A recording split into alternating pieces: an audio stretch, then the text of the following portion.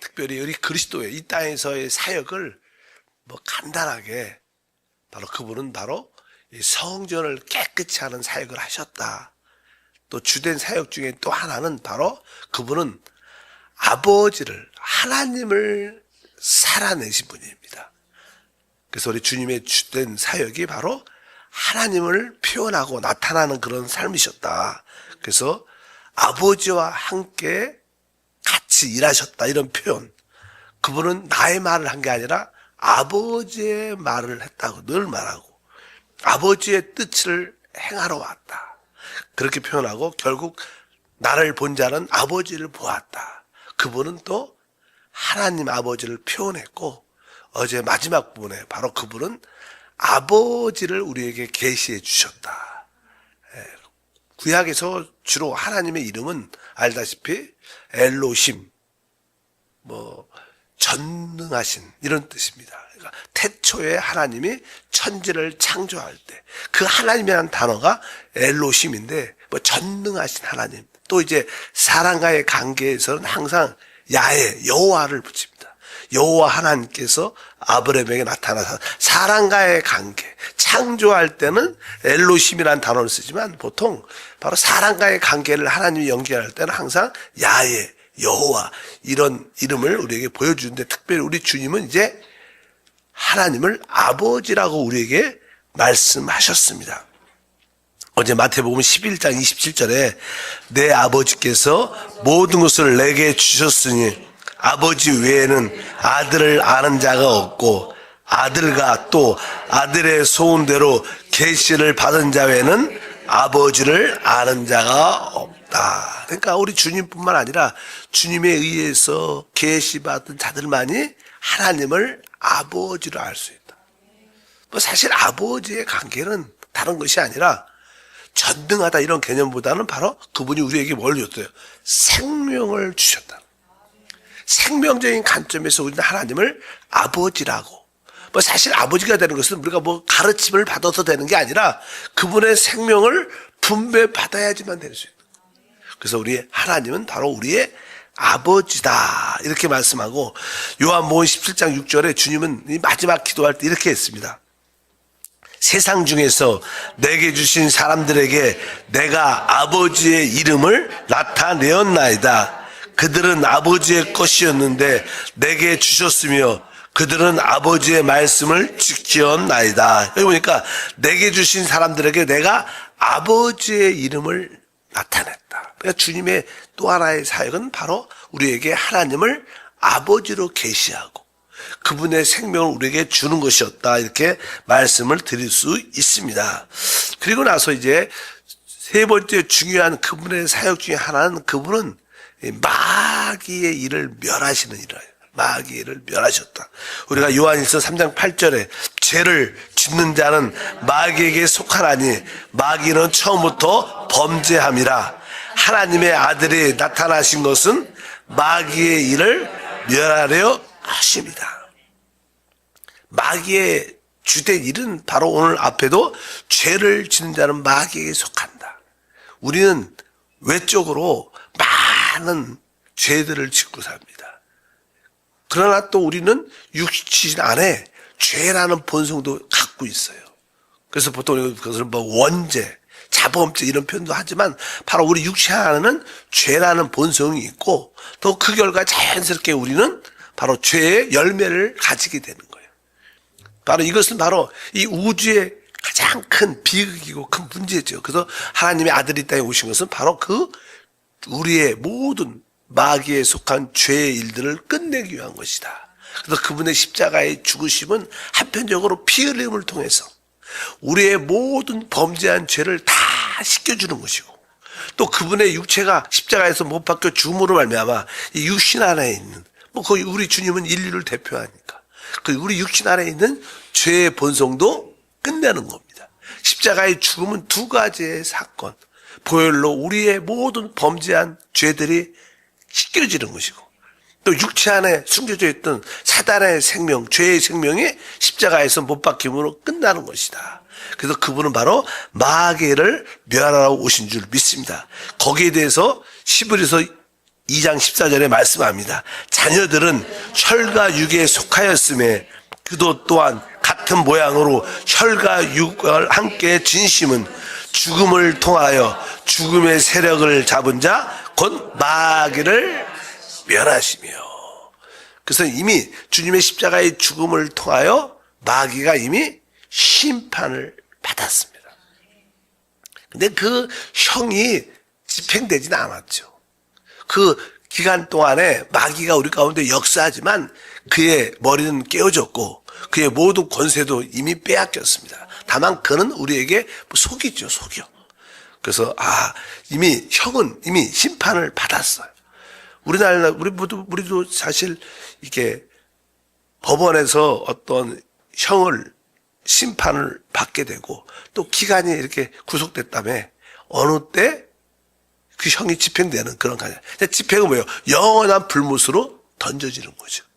아직까지 그래서 마귀의 일은 멸했고 다만 이제 주님이 다시 오실 때 그 마귀의 모든 심판에 대한 집행이 이루어질 줄 믿습니다. 어쨌든 이 마귀의 일을 바로 우리가 범죄한 모든 죄들의 일을 또 우리 육신 안에 숨겨져 있는 죄의 본성도 십자가에서 끝내신 마귀를 멸하러 오신 주된 사역인 줄 믿습니다. 왜냐하면 우리는 예수님이 하나님을 사는 것처럼 우리는 그리스도를 살아야 되는데 그리스도를 살기 위해서 가장 우리를 방해하는 건 뭐예요? 바로 사단의 죄의 생명입니다. 우리가 육신을 따라 살면 우리는 마귀를 표현하죠. 그러나 영을 따라 살면 우리는 그리스도의 생명을 나타낼 수 있다.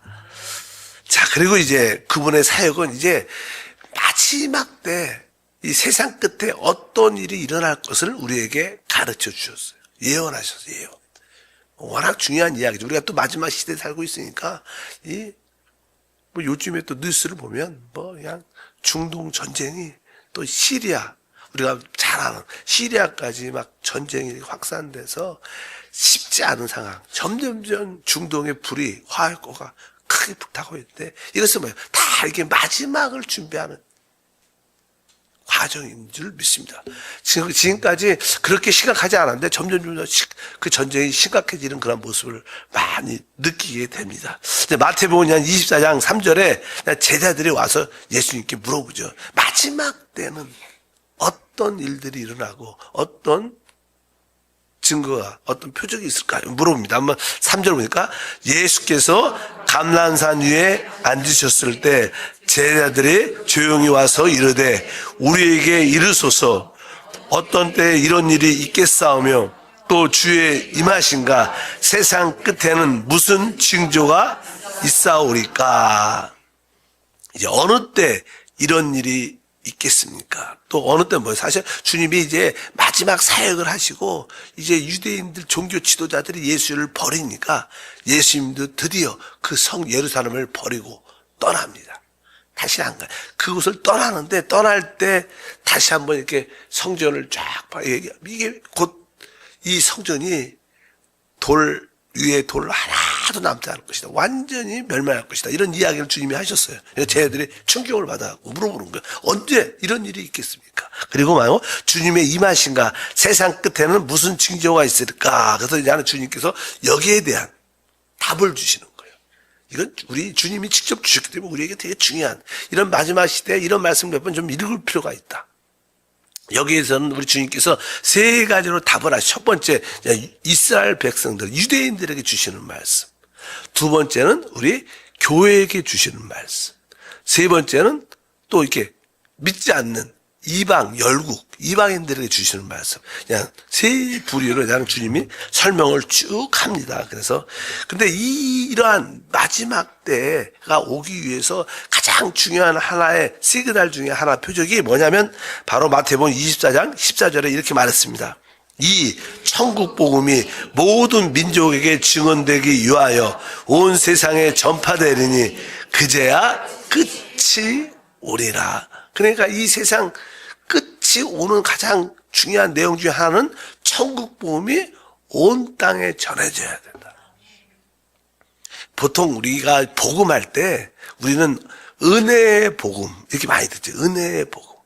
하나님의 은혜의 복음을 전하는 일에 사도 바울이 내 목숨을 조금도 귀한 걸로 여기지 않겠다. 사실 복음하면 은혜의 복음입니다. 은혜의 복음. 근데 여기서 보면 뭐예요? 천국 복음. 또 계시록에 보면요, 또 하나의 복음이 나오는데 영원한 복음 이렇게 말해요. 다 다르죠. 뭐 은혜의 복음은 우리가 바로 주님의 십자가의 그 대속의 은혜로 우리가 구원을 받는 거죠. 그러나 이 천국 복음은 이제 이 땅이 뭐예요? 하나님의 통치와 다스림이 이루어진다는 거예요. 하나님 나라가 곧 이 땅에 세워질 것이다. 하나님 나라가 이 땅에 회복될 것이다. 이런 강력하게 하나님의 통치를 기다려라. 하나님의 나라가 이 땅에 세워질 것을 바라라. 이런 복음이죠. 어떻게 보면 하나님의 통치와 다스림. 우리는 예수 믿고 구원받은 이런 복음을 전하죠. 그게 은혜의 복음이죠. 그러나 이 마지막 때는 뭐예요? 우리가 조금 뭐예요? 천국 복음. 하나님의 나라가 이 땅에 세워진다.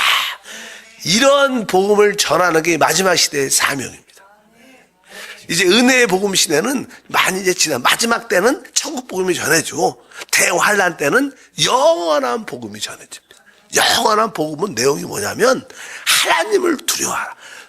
적그리스도의 때 경배받지 마라. 이런 복음이에요. 뭐 우리는 지금 예수 믿으면 죄사함 받고 은혜 받는다, 영생 얻는다 이런 복음이지만 좀 있으면 하나님 나라가 이 땅에 임할 것이다. 그것을 준비하라.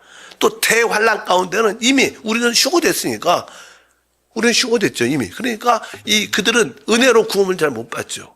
그래서 영원한 복음, 그때는 천사들이 와서 창조주 하나님을 경배하고 적그리스도를 따르지 말고 그 우상에 경배하지 말라.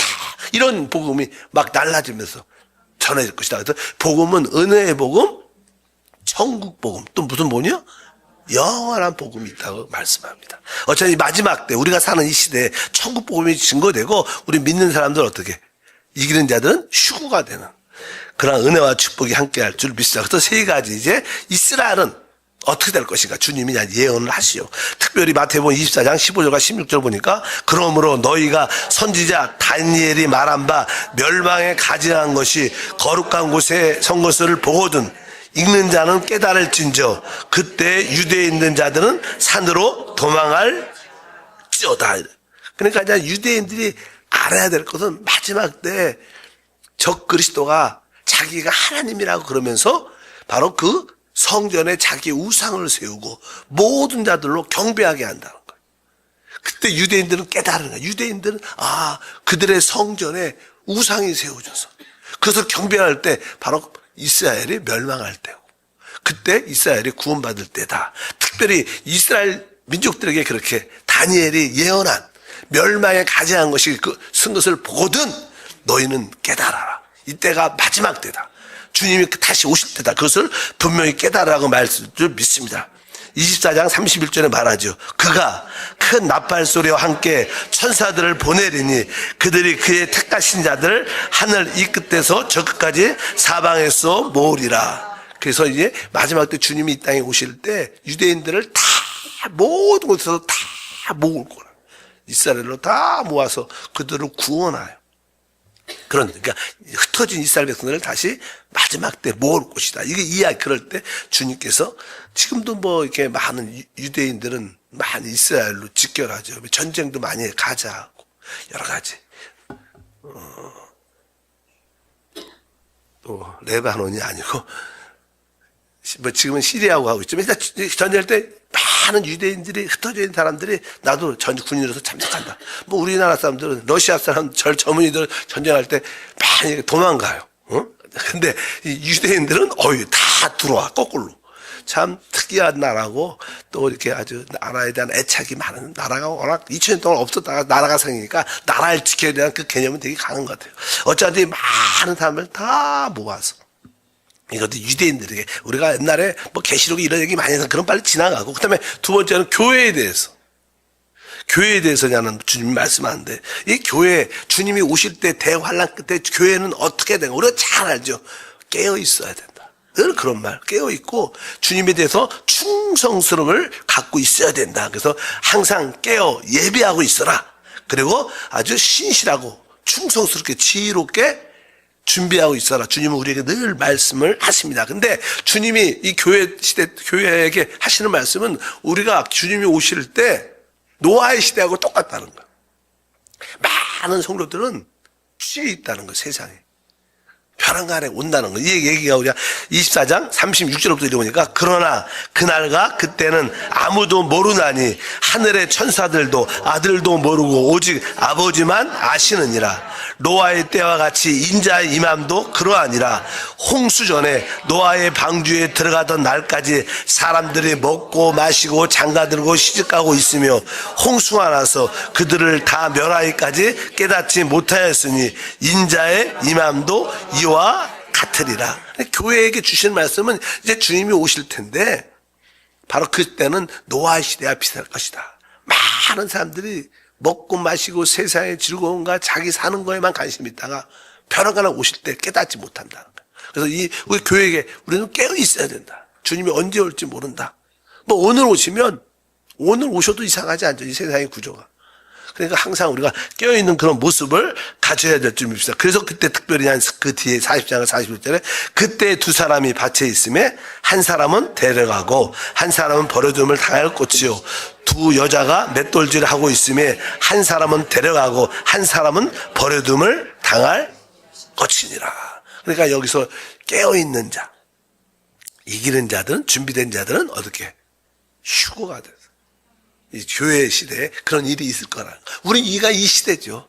특별히 교회 역사가 쭉 길지만 이 마지막 때 대환란 기간에 그러한 역사가 일어날 것이다. 그래서 보통 우리가 대환란을 7년이라고 말해요. 7년, 대환란보다는 이 7년 평화조약을 맺는, 평화조약이 7년 동안 맺힐 때 전반 3년 말은 되게 평화라.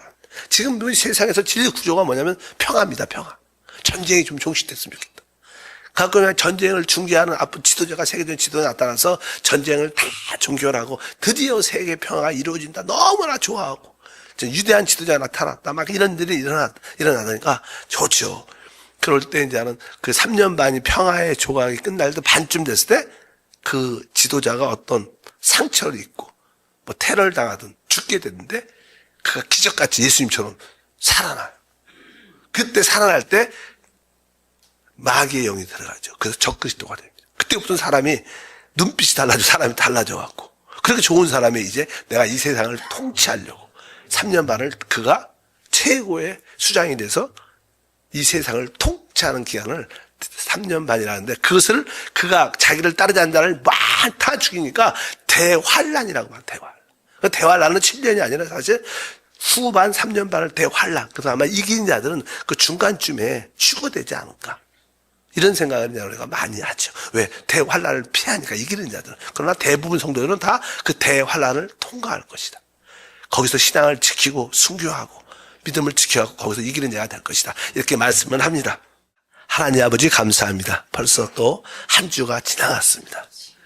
이번 주에 많은 일들이 있었지만 다시 한번 천국 소망을 바라보는 시간을 주심을 감사합니다. 우리는 마지막 시대에 살고 있음을 다시 한번 깨닫고 작은 일에 충성하고 서로를 살리고 회복하고 위로하면서 한 팀으로 주를 향해서 하나님 나라에서 달려가게 도와 주시옵소서. 귀한 예물을 드립니다. 영광받아 주옵소서. 주 예수 이름으로 기도함나이다. 아멘.